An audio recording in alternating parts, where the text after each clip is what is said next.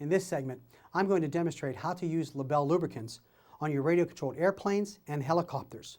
Both have a number of small moving parts that need attention for top performance. We're going to be using our Labelle number 108. I'm going to use number 108 because it has a very light viscosity and will give us top performance for all the parts we're going to need to lubricate. So let's get started.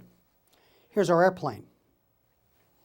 We have a removable wing that pops off, and it'll expose the interior of the airplane, making it easier for us to get to the moving parts we need to lubricate. However, the first part we are going to lubricate is on the exterior of the airplane. You'll notice on the back, where the rudder is attached, we have linkage. Using our 108, we're going to simply apply a small amount right on that hinge. We're going to move our rudder back and forth so the lubricant has a chance to migrate to all the moving parts. Now the linkage is connected to a servo. That's a small motor inside the airplane. We're going to take that and we're going to lube it as well.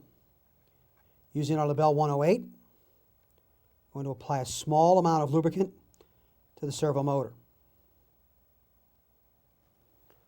With that done, we're going to pay attention to the motor. The motor has moving parts up front. It has a shaft. Comes out of the motor, turns a propeller.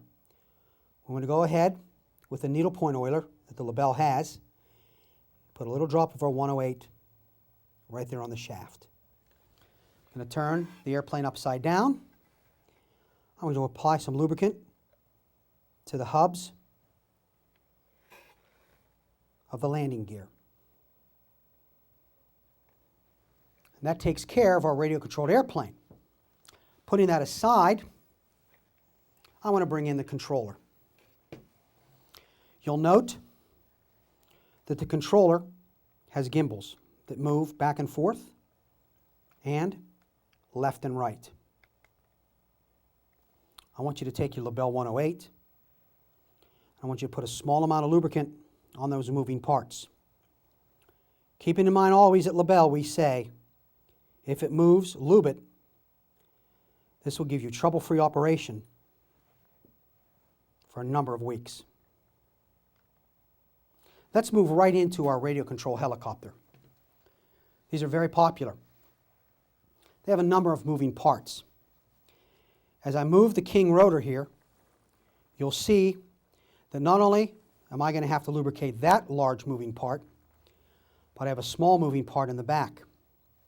Let's start with the large. I'm going to turn my helicopter, and I'm going to take my Labelle 108, and I'm going to lubricate the joint that allows the rotor on the top here to move. Then I'm going to add some Labelle 108 to the shaft that goes right into the motor. More than sufficient for top operation here. Going to move it again, allowing the lubricant to migrate through the system. The last thing I'm going to lubricate on the helicopter is the back rotor. You'll notice it's a small motor. I'm going to take the Labelle 108 and apply a small drop to its shaft and to its joint. Again, moving the large rotor, allowing the lubricant to migrate through the system. With relative routine maintenance, your radio-controlled toys will operate at top performance. Remember, these are up in the air. So if you don't have top performance, you have nowhere to go but down. That covers this segment. In this segment, I'm going to show you how to apply Labelle lubricants to your radio-controlled cars. We're going to be using Labelle number 102 and Labelle number 107. You'll notice that I've already removed the protective covering from the chassis of the car. What that does is it exposes a number of moving parts that are critical to the operation of this vehicle. The first thing we're going to lubricate is the servo motor shaft coming out of the servo, connecting to the linkage. We're going to lubricate the back end of the linkage. And because Labelle supplies you with a needle point oiler top, we're going to go in here, apply lubricant to the linkage connection here and here. We're then going to go to the exterior of the car, and we're going to apply lubricant to the outside linkage. Now you'll notice that when I move everything, it allows the lubricant to migrate through the entire system. With that done, we can move to the rear of the vehicle.